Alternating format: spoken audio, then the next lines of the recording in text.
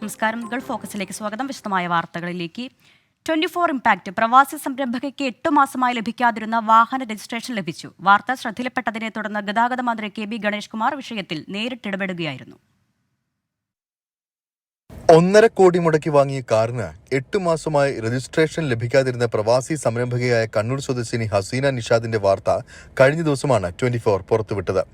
വാർത്ത ശ്രദ്ധയിൽപ്പെട്ട ഉടൻ ഗതാഗത വകുപ്പ് മന്ത്രി KB ഗണേഷ് കുമാർ വിഷയത്തിൽ ഇടപെട്ടതോടെയാണ് രജിസ്ട്രേഷൻ സാധ്യമായത്. ഞാൻ ഇന്നലെ വെറുതെ TV ഇട്ട് നോക്കുമ്പോൾ എനിക്കൊരാൾ അയച്ചു തന്നു.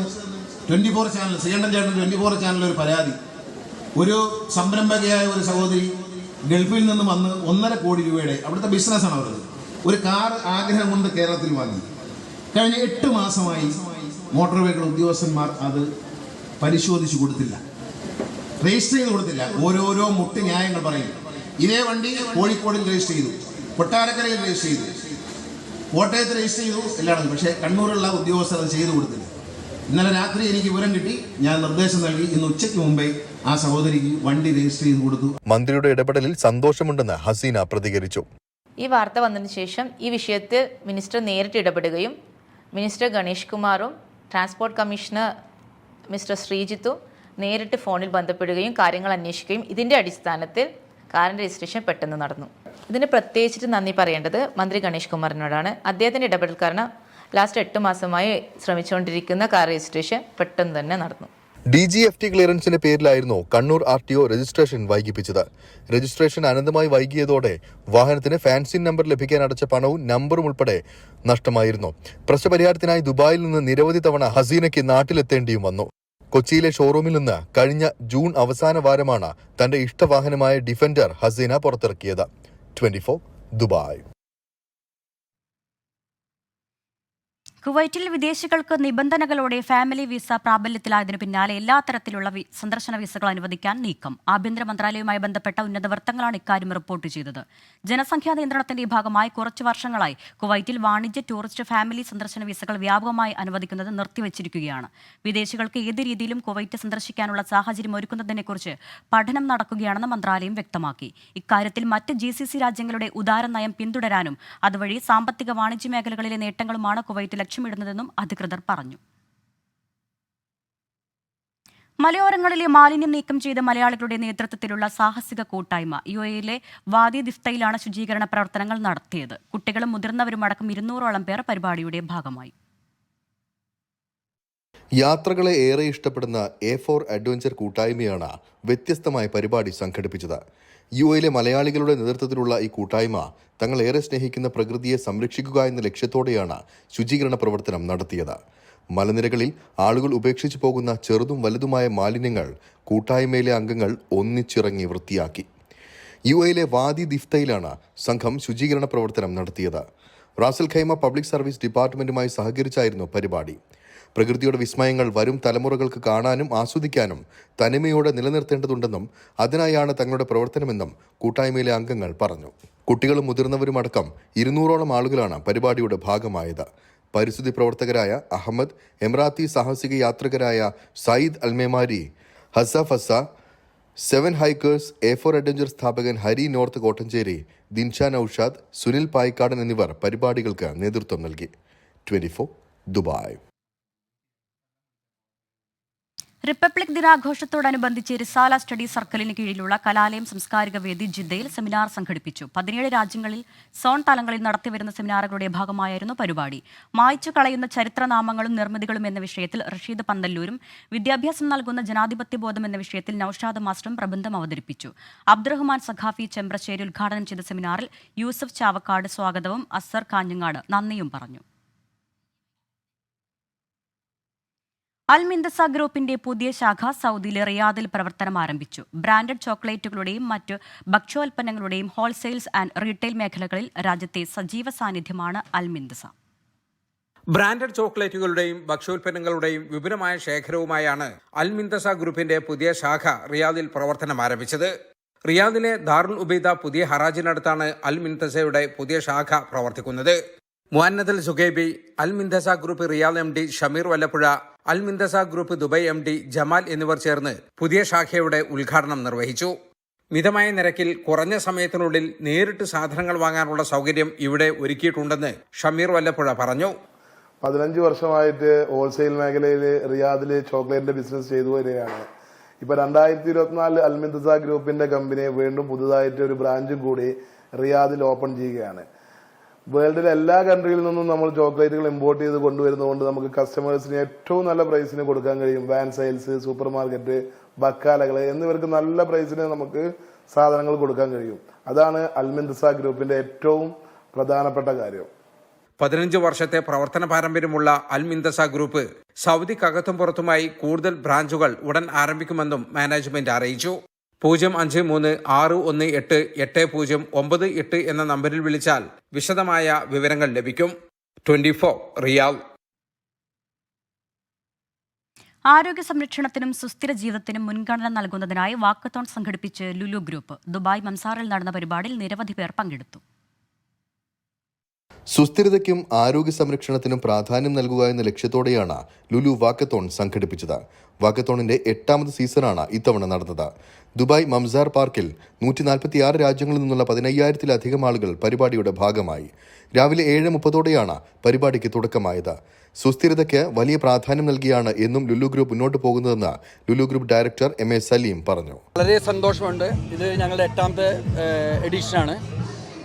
കഴിഞ്ഞ 7 വർഷം കോവിഡ് സമയം ഒഴികെ എല്ലാ വർഷങ്ങളും ഞങ്ങൾ ചെയ്തിരുന്നു. ഇപ്രാവശ്യം 15,000 എബോ ആൾക്കാർ വന്നിരുന്നു. 15,800 സംതിങ്. ലുലുവിൻ്റെ ESGയുടെ പ്രോഗ്രാമിൻ്റെ ഭാഗമായിട്ടാണ് ഞങ്ങളിത് നടത്തിക്കൊണ്ടിരിക്കുന്നത്. Save the world for our future generation. So sustainability has become a part and parcel of Lulu family life. വാക്കത്തോണിൽ UAE ക്രിക്കറ്റ് ടീം മുൻ ക്യാപ്റ്റൻ റിസ്വാൻ, UAE ഫുട്ബോൾ താരം റഷീദ് ജലാൽ എന്നിവർ മുഖ്യാതിഥികളായി പങ്കെടുത്തു. സൗജന്യ ആരോഗ്യ പരിശോധനയും വിവിധ കലാപരിപാടികളും വാക്കത്തോണിന്റെ ഭാഗമായി ഒരുക്കിയിരുന്നു. 24 ദുബായ്. തൃശൂരിൽ നടന്ന മഹാജനസഭയോടെ കോൺഗ്രസിന്റെ ലോക്സഭാ തെരഞ്ഞെടുപ്പ് പ്രചാരണങ്ങൾക്ക് ഔദ്യോഗിക തുടക്കം. കേന്ദ്ര സർക്കാരിനെ കടുത്ത ഭാഷയിൽ വിമർശിച്ച AICC അധ്യക്ഷൻ മല്ലികാർജ്ജുൻ ഖാർഗെ ഫെഡറൽ സംവിധാനങ്ങൾ നിലനിൽക്കണമെങ്കിൽ BJPയെ പുറത്താക്കണമെന്ന് ആവശ്യപ്പെട്ടു. ഇടതുപക്ഷത്തിനെതിരെ ഖാർഗെ ഒരക്ഷരം മിണ്ടാതിരുന്നപ്പോൾ കേരളത്തിൽ നിന്നുള്ള നേതാക്കളുടെ പ്രസംഗത്തിൽ നിറഞ്ഞുനിന്നത് CPM-നെതിരായ വിമർശനമാണ്. അണികളെ നിരത്തി തേക്കിൻകാട് മൈതാനത്ത് കോൺഗ്രസിന്റെ ശക്തി പ്രകടനം. ഓരോ ബൂത്തുകളിൽ നിന്നും 3 വീതം ഭാരവാഹികളും മണ്ഡലം മുതൽ AICC തലം വരെയുള്ള കേരളത്തിൽ നിന്നുള്ള ഭാരവാഹികളും സമ്മേളനത്തിൽ അണിനിരന്നപ്പോൾ തെക്കിൻകാട് ത്രിവർണ്ണത്തിൽ മുങ്ങി. ബൂത്ത് ശാക്തീകരണത്തിലൂടെ കോൺഗ്രസിന്റെ പ്രവർത്തന രീതിയിൽ അടിമുടി മാറ്റം കൊണ്ടുവരാൻ ലക്ഷ്യമിട്ട് നടത്തിയ സമ്മേളനം AICC അധ്യക്ഷൻ മല്ലികാർജ്ജുൻ ഖർഗെ ഉദ്ഘാടനം ചെയ്തു. പ്രസംഗത്തിൽ ഉടനീളം കേന്ദ്ര സർക്കാരിനെ കടന്നാക്രമിച്ച ഖർഗെ ഫെഡറൽ സംവിധാനത്തെ കേന്ദ്രം തകർത്തുവെന്നും BJPയുടെയും നരേന്ദ്രമോദിയുടെയും കൊടി ഉയരാൻ അനുവദിക്കരുതെന്നും ആഹ്വാനം ചെയ്തു. The Kerala people always stood for principles, always stood for poor people, always stood for democracy, always stood for constitution protection. Therefore, we have got high hope. If we win Kerala, we will India. India സഖ്യത്തിനൊപ്പമുള്ള ഇടതുപക്ഷത്തെ ദേശീയ അധ്യക്ഷൻ തൊടാതിരുന്നപ്പോൾ കേരളത്തിൽ നിന്നുള്ള നേതാക്കളുടെ പ്രസംഗത്തിൽ നിറഞ്ഞു നിന്നത് പിണറായി സർക്കാരിനെതിരായ വിമർശനം. മാറി മാറ്റപ്പെടും. 20 സീറ്റിൽ ഔട്ട് ഓഫ് 20 സീറ്റ് നേടിക്കൊണ്ട് ഐക്യജനാധിപത്യ മുന്നണി വരാൻ പോകുന്ന തെരഞ്ഞെടുപ്പിൽ കേരളത്തിൽ രാഷ്ട്രീയ ചരിത്രം തിരുത്തി കുറിക്കുമെന്ന് നിങ്ങളെ സാക്ഷി നിർത്തിക്കൊണ്ട് ഞാൻ പ്രഖ്യാപിക്കുകയാണ്. KPCC president K. സുധാകരൻ അധ്യക്ഷത വഹിച്ചു. AICC general secretary KC Venugopal, പ്രതിപക്ഷ നേതാവ് VD സതീശൻ, കേരളത്തിന്റെ ചുമതലയുള്ള AICC general secretary Deepa Das Munshi തുടങ്ങിയ നേതാക്കൾ മഹാജനസഭയിൽ പങ്കെടുത്തു. 1 മാസം മുമ്പ് തൃശൂരിൽ നിന്ന് BJP തുടങ്ങിവച്ച തിരഞ്ഞെടുപ്പ് പ്രചാരണങ്ങൾക്കുള്ള രാഷ്ട്രീയ മറുപടി കൂടിയായി കോൺഗ്രസിന്റെ മഹാജനസഭ. ന്യൂനപക്ഷങ്ങൾക്ക് നിർണായക സ്വാധീനമുള്ള തൃശൂരിന്റെ മണ്ണിൽ നിന്ന് മണിപ്പൂരിലൂന്നിയുള്ള BJP വിമർശനമാണ് AICC അധ്യക്ഷൻ മല്ലികാർജ്ജുൻ ഖാർഗെ നടത്തിയത്. എന്നാൽ ഇടതു സർക്കാരിനെ കടന്നാക്രമിച്ചാണ് കേരളത്തിൽ നിന്നുള്ള നേതാക്കൾ മഹാജനസഭയെ അഭിസംബോധന ചെയ്തത്. ലക്ഷ്യം ഒന്നു മാത്രം, ലോക്സഭാ തെരഞ്ഞെടുപ്പ് ട്രാക്കിൽ ആദ്യം ഓടിയെത്തുക, അതിനായി അണികളെ അണിനിരത്തുക. തൃശൂരിൽ നിന്നും ബിനേഷ് ബാബുരാജിനൊപ്പം അജീഷ് ജയകുമാർ, 24. ലോക്സഭാ തെരഞ്ഞെടുപ്പിൽ കണ്ണൂരിലും ആലപ്പുഴയിലും ഒഴികെ സിറ്റിംഗ് എംപിമാരെ തന്നെ നിർത്താൻ കോൺഗ്രസ് തെരഞ്ഞെടുപ്പ് സമിതി യോഗത്തിൽ നിർദ്ദേശം. ആലപ്പുഴ, കണ്ണൂർ മണ്ഡലങ്ങളിലെ സ്ഥാനാർത്ഥികളെ കണ്ടെത്താൻ 4-അംഗ ഉപസമിതിയെയും തീരുമാനിച്ചു. അതിനിടെ മത്സരിക്കാൻ താൽപ്പര്യമില്ലെന്ന് അറിയിച്ച കൊടിക്കുന്നിൽ സുരേഷ് എംപിയെ നേതാക്കൾ ഇടപെട്ട് പിന്തിരിപ്പിച്ചു. തൃശൂരിൽ ചേർന്ന തെരഞ്ഞെടുപ്പ് സമിതി യോഗം തുടങ്ങുമ്പോൾ തന്നെ ഭൂരിഭാഗം നേതാക്കളുടെയും അഭിപ്രായം നിലവിലെ എംപിമാർ തുടരുക എന്നതായിരുന്നു. അനാരോഗ്യം മൂലം മത്സരത്തിനില്ലെന്ന് നേരത്തെ പ്രഖ്യാപിച്ച കെ സുധാകരൻ നിലപാട് യോഗത്തിലും ആവർത്തിച്ചു. പകരം സ്ഥാനാർത്ഥിയെ കണ്ടെത്താൻ 4-അംഗ ഉപസമിതിയെ യോഗം ചുമതലപ്പെടുത്തി. K Sudhakaran, VD Satheesan, MM Hassan, Ramesh Chennithala എന്നിവരാണ് ഉപസമിതിയിലെ അംഗങ്ങൾ. കണ്ണൂരിനെ കൂടാതെ നിലവിൽ CPIM-ന്റെ കൈവശമുള്ള ആലപ്പുഴ സീറ്റിലെ സ്ഥാനാർത്ഥിയെയും ഉപസമിതി ചർച്ച ചെയ്ത് തീരുമാനിക്കും. മാവേലിക്കര MP കൊടിക്കുന്നിൽ സുരേഷാണ് എംപിമാർ തുടരട്ടെ എന്ന തീരുമാനത്തോട് ആദ്യം വിയോജിപ്പ് അറിയിച്ചത്. എന്നാൽ നേതാക്കൾ ഇടപെട്ടതോടെ കൊടിക്കുന്നിൽ വഴങ്ങി. നിലവിൽ 15 സിറ്റിംഗ് സീറ്റുകൾ ഉൾപ്പെടെ 16 സീറ്റുകളാണ് കോൺഗ്രസിനുള്ളത്. കോട്ടയം ജോസഫ് വിഭാഗത്തിന് വിട്ടുനൽകാൻ കോൺഗ്രസ് തയ്യാറാണ്. പക്ഷേ സ്ഥാനാർത്ഥി നിർണയത്തിൽ സൂക്ഷ്മത വേണമെന്നാണ് അഭിപ്രായം. കൊല്ലത്ത് RSP തന്നെ. മലപ്പുറവും പൊന്നാനിയും കൂടാതെ ഒരു മണ്ഡലം കൂടി വേണമെന്ന ലീഗ് ആവശ്യത്തിൽ നാളെ ചേരുന്ന UDF യോഗത്തിൽ കോൺഗ്രസ് ഔദ്യോഗിക തീരുമാനം അറിയിക്കും. വയനാട്ടിൽ രാഹുൽ ഗാന്ധി തന്നെ മത്സരിക്കണമെന്നാണ് KPCCയുടെ ആഗ്രഹം. ഹൈക്കമാൻഡാണ് ഇതിൽ അന്തിമ തീരുമാനമെടുക്കുക. 24 തൃശൂർ. ലോക്സഭാ തെരഞ്ഞെടുപ്പിൽ മുസ്ലിം ലീഗിന്റെ 3-ാം സീറ്റ് ആവശ്യത്തിന് മുന്നിൽ വഴിമുട്ടി UDF-ലെ സീറ്റ് വിഭജന ചർച്ച. നാളെ ചേരുന്ന UDF നേതൃയോഗത്തിൽ വിഷയം പരിഹരിക്കാമെന്നാണ് നേതാക്കളുടെ പ്രതീക്ഷ. ലീഗിന്റെ ആവശ്യത്തിൽ തെറ്റില്ലെന്നാണ് കോൺഗ്രസ് നേതാക്കളുടെ പരസ്യ പ്രതികരണം. ഏറ്റവും ആദ്യം ലോക്സഭാ തെരഞ്ഞെടുപ്പിൽ സ്ഥാനാർത്ഥികളെ പ്രഖ്യാപിച്ച് കളത്തിൽ സജീവമാകാനായിരുന്നു UDF നീക്കം. ആ പ്രതീക്ഷകളാണ് മുസ്ലിം ലീഗ് 3-ാം സീറ്റ് എന്ന ആവശ്യത്തിൽ ഉറച്ചുനിന്നതോടെ വഴിമുട്ടിയത്. വയനാട്ടിൽ രാഹുൽ ഗാന്ധി മത്സരിക്കുന്നില്ലെങ്കിൽ മാത്രം 3-ാം സീറ്റ് എന്നായിരുന്നു ലീഗിന്റെ ആദ്യ നിലപാട്. എന്നാൽ രാഹുൽ ഗാന്ധി വയനാട്ടിലെത്തിയാൽ കണ്ണൂർ വേണമെന്നാണ് UDF യോഗത്തിൽ ലീഗ് നേതാക്കൾ അറിയിച്ചത്. ഇതോടെ ചർച്ചകൾ വഴിമുട്ടി. അധിക സീറ്റ് എന്ന ആവശ്യം പരിഗണിക്കേണ്ട എന്നാണ് കോൺഗ്രസിനുള്ളിലെ തീരുമാനമെങ്കിലും ലീഗിനെ പ്രകോപിപ്പിക്കാതിരിക്കാനാണ് കോൺഗ്രസ് നേതാക്കളുടെ ശ്രമം. 3-ാം സീറ്റ് ചോദിക്കാൻ ലീഗിന് യോഗ്യതയുണ്ടെന്നായിരുന്നു K മുരളീധരൻ MP-യുടെ അഭിപ്രായം. എല്ലാത്തിനും പുറത്ത് അഭിപ്രായം പറയേണ്ട ആവശ്യമില്ലല്ലോ. ലീഗിന് ചോദിക്കാൻ യോഗ്യതയുണ്ട്, അതവർ ചോദിച്ചു. കാര്യങ്ങൾ ഞങ്ങൾ ചർച്ച ചെയ്യുന്നുണ്ട്. ചർച്ച ചെയ്ത് അവരുമായി കൂടെ ഒരു ഫൈനൽ ചർച്ച ചെയ്ത് കാര്യങ്ങൾ അറിയിക്കും. 3-ാം സീറ്റ് ചോദിക്കാനുള്ള ലീഗിന്റെ അർഹതയെ ചോദ്യം ചെയ്യില്ലെന്ന് പ്രതിപക്ഷ നേതാവ് VD സതീശൻ. അവർക്ക് അർഹതപ്പെട്ട ഒരു ഡിമാൻഡാണ്. ഞങ്ങൾ അവരുടെ അർഹതയെ ഒരു കാരണവശാലും ചോദ്യം ചെയ്യില്ല. പിന്നെ നമുക്ക് പ്രായോഗികമായി നമുക്ക് എന്ത് ചെയ്യാൻ പറ്റുമെന്ന് ഇന്നത്തെ ഒരു കാലാവസ്ഥ അനുസരിച്ച് പരിശോധിക്കുകയൊക്കെ വേണം. ലീഗുമായി പ്രശ്നങ്ങളൊന്നുമില്ലെന്ന് KPCC അധ്യക്ഷൻ K സുധാകരൻ. ഞങ്ങൾ തമ്മിലുള്ള ഒരു തർക്കവും ഉണ്ടാവില്ല. നമ്മൾ വളരെ സൗഹാർദ്ദപൂർവ്വം UDF ഇലക്ഷനെ ഫേസ് ചെയ്യും. ആവശ്യങ്ങളെല്ലാം UDF നേതൃയോഗത്തിൽ അറിയിച്ചിട്ടുണ്ടെന്നും തൽക്കാലം പരസ്യ പ്രതികരണമില്ലെന്നും മുസ്ലിം ലീഗ് ദേശീയ ജനറൽ സെക്രട്ടറി PK കുഞ്ഞാലിക്കുട്ടി. മീറ്റിംഗിൽ സീറ്റിൻ്റെ കാര്യം കൂടി ഞങ്ങൾ ചർച്ച ചെയ്തു. അപ്പോൾ അത് നാളെ ബഡ്ജറ്റ് ഉണ്ടല്ലോ, നാളെ ബഡ്ജറ്റ് കഴിഞ്ഞതിന് ശേഷം ഇതിൻ്റെ ചർച്ച തുടരും. നാളെ രാവിലെ 11:30 UDF നേതൃയോഗം. മുസ്ലിം ലീഗിന്റെയും കേരള കോൺഗ്രസ് ജോസഫ് വിഭാഗത്തിന്റെയും സീറ്റ് വിഷയം ചർച്ചയാകും. 24 തിരുവനന്തപുരം. ലോക്സഭാ തെരഞ്ഞെടുപ്പിനുള്ള CPI സ്ഥാനാർത്ഥികളുടെ സാധ്യതാ പട്ടികയായി. വയനാട്ടിൽ ആനി രാജയെയും തൃശൂരിൽ VS സുനിൽകുമാറിനെയും തിരുവനന്തപുരത്ത് പന്ന്യൻ രവീന്ദ്രനെയും മത്സരിപ്പിക്കാനാണ് ആലോചന. അടുത്തയാഴ്ച ചേരുന്ന CPIയുടെ സംസ്ഥാന നേതൃയോഗങ്ങൾ സ്ഥാനാർത്ഥികളുടെ കാര്യത്തിൽ അന്തിമ തീരുമാനമെടുക്കും. 4 ലോക്സഭാ സീറ്റുകളിലാണ് CPI മത്സരിക്കുന്നത്. തിരുവനന്തപുരം, മാവേലിക്കര, തൃശൂർ, വയനാട് സീറ്റുകളാണ് CPIയുടേത്. സ്ഥാനാർത്ഥി നിർണയം പരമാവധി വേഗത്തിൽ പൂർത്തിയാക്കണമെന്ന് മുൻപ് ചേർന്ന സംസ്ഥാന നേതൃയോഗങ്ങളിൽ അഭിപ്രായമുയർന്നിരുന്നു. ദേശീയ ശ്രദ്ധ ആകർഷിക്കുന്ന വയനാട്ടിലെ പോരാട്ടത്തിൽ ആനി രാജയെ രംഗത്തിറക്കാനാണ് CPIയുടെ ആലോചന. 20 ലോക്സഭാ മണ്ഡലങ്ങളിൽ ഏറ്റവും ശക്തമായ ത്രികോണ പോരാട്ടം നടക്കുന്ന സ്ഥലമാണ് തൃശൂർ. ജനകീയ മുഖമായ VS സുനിൽകുമാറിനെ തിരഞ്ഞെടുപ്പ് ഗോതയിലിറക്കി തൃശൂർ തിരിച്ചുപിടിക്കാനാണ് CPIയുടെ നീക്കം. മാവേലിക്കരയിൽ AIYF നേതാവ് CA അരുൺകുമാറിനെ മത്സരത്തിനിറക്കിയേക്കും. ജില്ലാ കമ്മിറ്റിയുടെ നിർദ്ദേശം പരിഗണിച്ചാണ് തീരുമാനം. തലസ്ഥാന മണ്ഡലം തിരിച്ചുപിടിക്കാൻ മുതിർന്ന നേതാവ് പന്ന്യൻ രവീന്ദ്രനെ മത്സരിപ്പിക്കാനാണ് ആലോചന. 2005-ൽ PK വാസുദേവൻ നായരുടെ മരണത്തിന് പിന്നാലെ നടന്ന ഉപതെരഞ്ഞെടുപ്പിൽ ലോക്സഭയിലേക്ക് പന്ന്യൻ രവീന്ദ്രൻ വിജയിച്ചിരുന്നു. അതിനുശേഷം CPIക്ക് തിരുവനന്തപുരം മണ്ഡലത്തിൽ വിജയക്കൊടി നാട്ടാൻ കഴിഞ്ഞിട്ടില്ല. ഈ മാസം 10, 11 തീയതികളിൽ നടക്കുന്ന സംസ്ഥാന നേതൃയോഗങ്ങൾ സ്ഥാനാർത്ഥികളുടെ കാര്യത്തിൽ അന്തിമ ധാരണയിലെത്തും. 24 തിരുവനന്തപുരം. തിരുവനന്തപുരം മണ്ഡലത്തിലെ CPI സ്ഥാനാർത്ഥിത്വം സംബന്ധിച്ച വാർത്തകൾ തള്ളി പന്ന്യൻ രവീന്ദ്രൻ. തെരഞ്ഞെടുപ്പ് രാഷ്ട്രീയത്തിലേക്ക് ഇല്ലെന്ന് നേരത്തെ തന്നെ താൻ അറിയിച്ചതാണെന്നും ഇക്കാര്യം പാർട്ടിയെ ബോധ്യപ്പെടുത്തുമെന്നും പന്ന്യൻ രവീന്ദ്രൻ പറഞ്ഞു. തെരഞ്ഞെടുപ്പ് പ്രഖ്യാപിച്ചതിനു ശേഷം മാത്രമേ CPI സ്ഥാനാർത്ഥികളെ നിശ്ചയിക്കൂവെന്നും പന്ന്യൻ രവീന്ദ്രൻ കൂട്ടിച്ചേർത്തു. സാധാരണഗതിയിൽ തെരഞ്ഞെടുപ്പിൻ്റെ പ്രഖ്യാപനം വന്നാലേ സ്ഥാനാർത്ഥി ചർച്ചകളെക്കുറിച്ച് തുടങ്ങും. ഞങ്ങൾക്ക് കേരളത്തിലെ മിക്ക സീറ്റുകളും വിജയപ്രതീക്ഷയാണ്. തെരഞ്ഞെടുപ്പ് രാഷ്ട്രീയത്തിലേക്ക് ഞാനിനി ഇല്ല എന്ന് 2009 ശേഷം 2013 ഒരിക്കൽ അതിന് പ്രത്യേക സന്ദർഭത്തിൽ സഖാബ് ചന്ദ്രപ്പ സെക്രട്ടറി ആയിരിക്കുമ്പോൾ ഒരു തീരുമാനം അനുസരിച്ചാണ് എനിക്ക് പോയി മത്സരിക്കേണ്ടി വന്നത്. ഞാൻ മത്സരിക്കാനില്ല എന്ന് പറഞ്ഞതാണ്. അത് പാർട്ടീനെ ഞാൻ ബോധ്യപ്പെടുത്തും. ഈ പറയുന്ന ഒന്നും തന്നെ തീരുമാനമല്ല. അതുകൊണ്ട് ആരും ദേവി എഴുതിയിട്ട് ഞാൻ സ്ഥാനാർത്ഥിയാണെന്ന് പ്രചരിപ്പിക്കല്ല. കോട്ടയത്ത് LDF സീറ്റിൽ വീണ്ടും തോമസ് ചാഴിക്കാടൻ തന്നെ മത്സരിച്ചേക്കും. പാർട്ടി പറഞ്ഞാൽ മത്സരിക്കാൻ തയ്യാറാണെന്ന് തോമസ് ചാഴിക്കാടൻ 24-നോട് പറഞ്ഞു. UDF സ്ഥാനാർത്ഥിയെ നിശ്ചയിക്കാനുള്ള കേരള കോൺഗ്രസ് ജോസഫ് വിഭാഗത്തിന്റെ നേതൃയോഗം നാളെ തിരുവനന്തപുരത്ത് ചേരും. MP എന്ന നിലയിലെ പ്രകടനം തന്നെയാണ് തോമസ് ചാഴിക്കാടനെ കേരള കോൺഗ്രസ് വീണ്ടും പരിഗണിക്കാനുള്ള കാരണം. നിലവിൽ മറ്റു നേതാക്കളുടെ പേരുകളൊന്നും തന്നെ ചർച്ചയിലില്ല. സ്ഥാനാർത്ഥിയാകാൻ നേതാക്കളാരും അവകാശവാദവും ഉന്നയിക്കാത്തതിനാൽ ചാഴിക്കാടന് തന്നെ ഒരവസരം കൂടി നൽകിയേക്കുമെന്നാണ് വിവരം. പാർട്ടി പറഞ്ഞാൽ മത്സരിക്കുമെന്ന് ചാഴിക്കാടനും 24-നോട് പറഞ്ഞു. പാർട്ടിയും ഇടതുപക്ഷ മുന്നണിയും തെരഞ്ഞെടുപ്പ് പ്രവർത്തനങ്ങളുമായി കാര്യങ്ങൾ മുമ്പോട്ട് കൊണ്ടുപോകുന്നുണ്ട്. മുന്നണിയും പാർട്ടിയുമാണ് സ്ഥാനാർത്ഥി ആരാണെന്ന് തീരുമാനിക്കേണ്ടത്. അത് തീരുമാനിക്കുമ്പോൾ സ്വാഭാവികമായും ബാക്കി നടപടികളിലേക്ക് പോകും.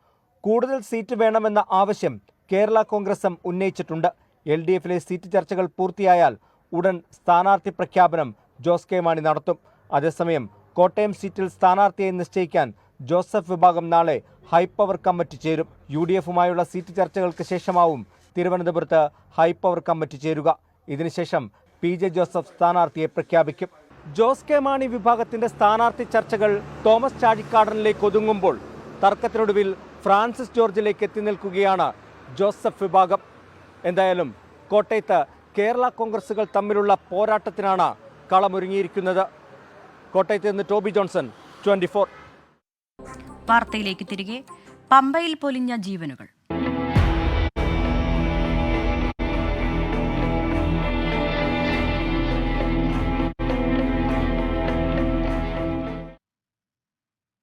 പമ്പാനന്ദയിൽ കുളിക്കാനിറങ്ങിയ ഒരു കുടുംബത്തിലെ 3 പേർ മുങ്ങിമരിച്ചു. പത്തനംതിട്ട റാന്നി ചന്തക്കടവിലാണ് സംഭവം. പുതുശ്ശേരി മല സ്വദേശി അനിൽകുമാർ, മകൾ നിരഞ്ജന, സഹോദരന്റെ മകൻ ഗൗതം എന്നിവരാണ് മരിച്ചത്. മൃതദേഹം റാന്നി ജനറൽ ആശുപത്രിയിലേക്ക് മാറ്റി. ഇന്ന് വൈകിട്ട് 4 മണിയോടെയായിരുന്നു അപകടം. സഹോദരൻ സുനിലിന്റെ വീട്ടിലെത്തിയ അനിൽകുമാറും കുടുംബവും ഗൗതത്തെയും കൂട്ടി നദിയിൽ തുണി നനയ്ക്കാനും കുളിക്കാനുമായി എത്തിയപ്പോഴാണ് അപകടം. ആദ്യം ഗൗതമാണ് ഒഴുക്കിൽപ്പെട്ടത്. ഗൗതമിനെ രക്ഷിക്കാൻ ശ്രമിക്കുന്നതിനിടയിൽ അനിൽകുമാറും നിരഞ്ജനയും ഒഴുക്കിൽപ്പെടുകയായിരുന്നു. പെയിന്റിംഗ് തൊഴിലാളിയാണ് മരിച്ച അനിൽകുമാർ. ഗൗതം 9ാം ക്ലാസ് വിദ്യാർത്ഥിയും നിരഞ്ജന +2 വിദ്യാർത്ഥിയുമാണ്.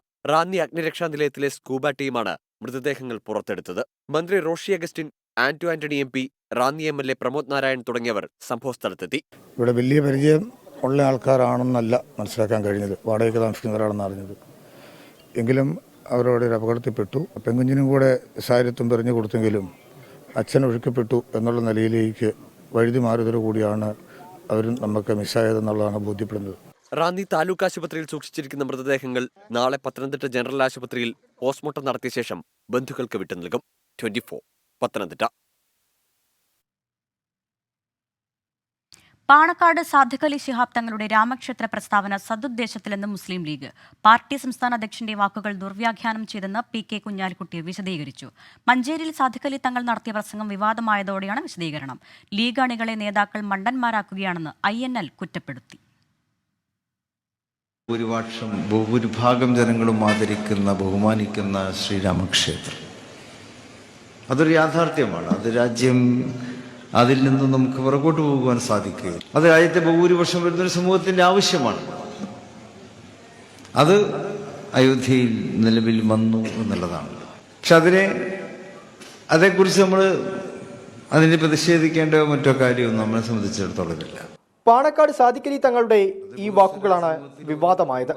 മുസ്ലിം ലീഗ് അധ്യക്ഷൻ RSS അനുകൂല നിലപാട് സ്വീകരിച്ചു എന്ന വിമർശനവുമായി ഇന്ത്യൻ നാഷണൽ ലീഗ് രംഗത്ത് വന്നു. ആ നിലപാട് മുസ്ലിം വിരുദ്ധമാണ് എന്ന് മാത്രമല്ല ഇന്ത്യയിലെ ഭൂരിപക്ഷം വരുന്ന ഹൈന്ദവ സഹോദരങ്ങളുടെയും മതനിരപേക്ഷ വിശ്വാസികളുടെയും നിലപാടുകൾക്ക് വിരുദ്ധമാണ് എന്ന് നമുക്ക് ചരിത്രം പരിശോധിച്ചാൽ മനസ്സിലാവും. പ്രസംഗത്തെക്കുറിച്ച് ചോദിച്ചപ്പോൾ സാദിഖ് അലി തങ്ങളുടെ പ്രതികരണം ഇങ്ങനെയായിരുന്നു. ആര് പറഞ്ഞു? ഞാനോ പറഞ്ഞില്ലല്ലോ. സോഷ്യൽ മീഡിയയിലടക്കം വിമർശനം ശക്തമായതോടെ വിശദീകരണവുമായി ലീഗ് നേതൃത്വം എത്തി. അയോധ്യ വിഷയം രാഷ്ട്രീയവൽക്കരിച്ച് തെരഞ്ഞെടുപ്പിൽ ഉപയോഗിക്കാൻ വേണ്ടി BJP നോക്കുകയാണ്. ആ കെണിയിൽ നമ്മൾ വീഴേണ്ടതില്ല. സാമുദായിക സൗഹൃദം നിലനിർത്തുക എന്ന കാര്യമാണ് നമ്മൾ ചെയ്യേണ്ടത്. ശിഹാബ് തങ്ങൾ എടുത്ത മാതൃക അത് നമ്മളും തുടരണം എന്നാണ് തങ്ങൾ പറഞ്ഞതിൻ്റെ സാരം. തങ്ങളുടെ പ്രസംഗം കൂടുതൽ വിവാദമാക്കേണ്ടെന്ന നിലപാടാണ് മുസ്ലിം ലീഗ് നേതൃത്വത്തിനുള്ളത്. 24 മലപ്പുറം. തിരികെ വാർത്തകളിലേക്ക്. മലപ്പുറം കുറ്റിപ്പുറത്ത് ഭാരതപ്പുഴയിലെ മണൽത്തിട്ടിൽ പുൽക്കാടുകൾക്ക് തീപിടിച്ചു. മണിക്കൂറുകൾ നീണ്ട പ്രയത്നത്തിനൊടുവിൽ നാട്ടുകാർ തീ കെടുത്തി. അരുൺ പാറക്കലുണ്ട് തിരൂരിൽ നിന്നും വിവരങ്ങളുമായി. അരുൺ, എന്താണ് തീപിടുത്തത്തിന് കാരണം? തീ പൂർണ്ണമായും ഇപ്പോൾ അണച്ചിട്ടുണ്ടോ?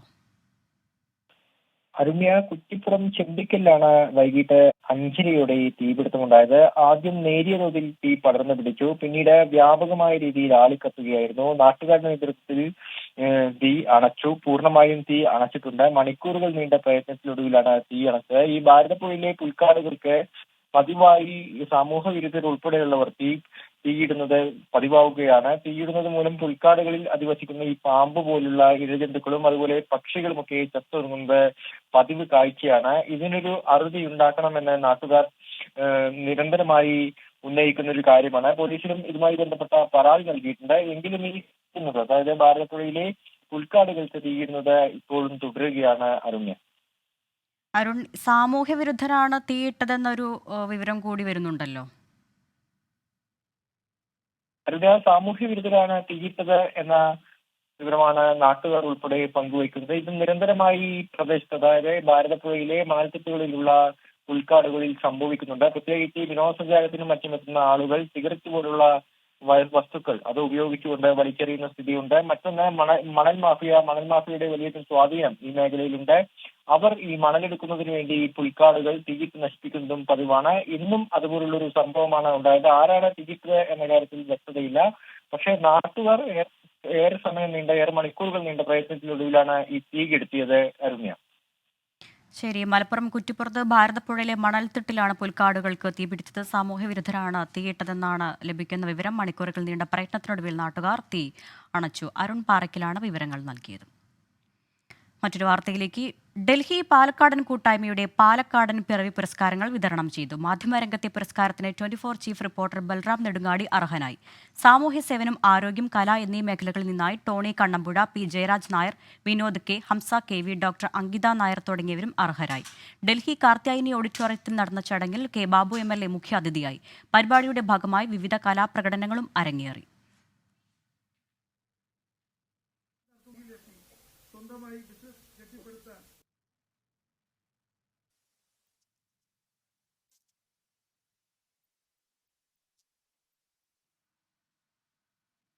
തിരുവനന്തപുരം ശ്രീചിത്ര തിരുനാൾ ഇൻസ്റ്റിറ്റ്യൂട്ട് ഓഫ് മെഡിക്കൽ സയൻസസിലെ ന്യൂറോളജി വിഭാഗം മുൻ മേധാവി ഡോക്ടർ സഞ്ജീവ് തോമസ് അന്തരിച്ചു. അർബുദബാധിതനായി ചികിത്സയിലായിരുന്നു. 67 വയസ്സായിരുന്നു. അപസ്മാര ചികിത്സാ ഗവേഷണ രംഗത്ത് രാജ്യത്തെ വിദഗ്ധരിൽ ഒരാളായിരുന്നു. സംസ്ഥാന സർക്കാരിന്റെ കീഴിലുള്ള institute for communicative and cognitive neuro sciences ഡയറക്ടറായും പ്രവർത്തിച്ചിട്ടുണ്ട്. സംസ്കാരം ചൊവ്വാഴ്ച ഉച്ചയ്ക്ക് 2:30 തിരുവനന്തപുരം ട്രിനിറ്റി മാർത്തോമ പള്ളിയിൽ നടക്കും. ഫോക്കസ് പൂർണ്ണമാവുകയാണ്. നമസ്കാരം. ലോകത്തെവിടെയായാലും ഏത് സമയത്തും 24 വാർത്തകളും ഓഗ്മെന്റഡ് റിയാലിറ്റി പാക്കേജുകളും എക്സ്പ്ലെയിനറുകളും വിശദമായി കാണാൻ ഞങ്ങളുടെ YouTube ചാനൽ നിങ്ങൾക്ക് സബ്സ്ക്രൈബ് ചെയ്യാം.